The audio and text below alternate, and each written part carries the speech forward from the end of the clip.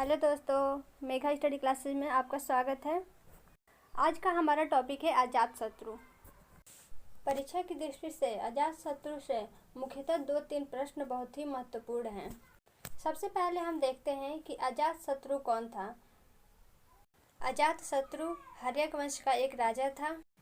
हर्यक वंश में मुख्यतः 3 राजा हुए।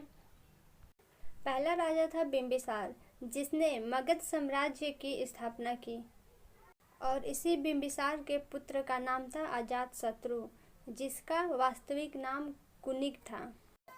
बिंबिसार के बारे में हम कल के वीडियो में पढ़े थे, आज पढ़ना है अजातशत्रु।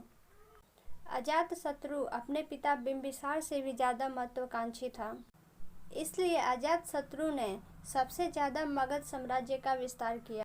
सबसे पहले साम्राज्य विस्तार के संबंध में काशी को लेकर कौशल से युद्ध करता है, जबकि कौशल भी एक महाजनपद है और काशी भी एक महाजनपद है, और अजातशत्रु जहाँ का राजा था मगध भी एक महाजनपद है। फिर भी काशी को लेकर कौशल से युद्ध क्यों होता है? काशी का क्षेत्र दहेज में बिंबिसार को मिला था, इसलिए अजातशत्रु भी काशी पर अपना अधिकार समझता था। क्योंकि अजातशत्रु ने अपने पिता बिंबिसार की हत्या कर दी थी, इसलिए कौशल चाहता था काशी पर अजातशत्रु का अधिकार ना रहे। कौशल वापस से काशी को अपने क्षेत्र में लेना चाहता था, इसलिए कौशल और मगध के बीच युद्ध होता है। और अजातशत्रु ये बात रखता है कौशल के राजा प्रसेनजीत से कि वह अपने पुत्री का विवाह अजातशत्रु से कर दे और पुनः काशी को मगध साम्राज्य में ही रहने दिया जाए। आगे बढ़ने से पहले हमारे वीडियो को शेयर कर दीजिए। जो भी बच्चे तैयारी करते हैं या फिर इतिहास के स्टूडेंट हैं, उनके पास हमारा वीडियो शेयर कर दीजिए। अजातशत्रु के समय काल से 2 मुख्यतः प्रश्न बनते हैं बुद्ध को लेकर कि बुद्ध की मृत्यु के समय मगध का राजा कौन था। इसका उत्तर है अजातशत्रु। अजातशत्रु बुद्ध का समकालीन था। और दूसरा प्रश्न बनता है कि अजातशत्रु ने कौन सा धर्म अपनाया था। इसका उत्तर है बौद्ध धर्म।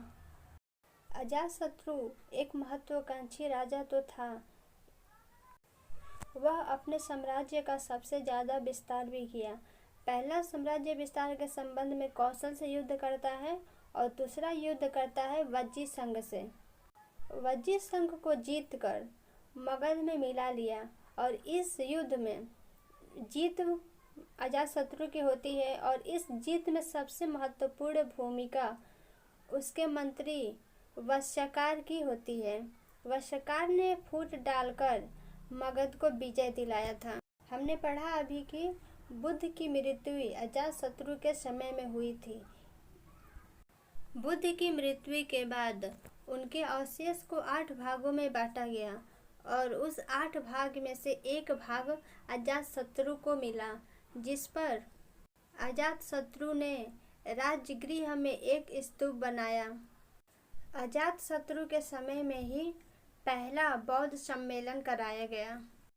अजातशत्रु का अंत भी अपने पिता की तरह दुखद होता है। जैसे अजातशत्रु अपने पिता बिंबिसार की हत्या करके राजा बना था, वैसे ही इसके पुत्र ने इसकी हत्या करके और राजा बना। इस प्रकार अगला राजा बनता है उदयन, और इस वंश को पितृहंता वंश कहते हैं, क्योंकि इसमें सभी अपने पिता की हत्या करके ही राजा बनते हैं। कल हम पढ़ेंगे उदयन। हमारा वीडियो अच्छा लगा हो तो हमारे चैनल को ज़रूर सब्सक्राइब कर दें।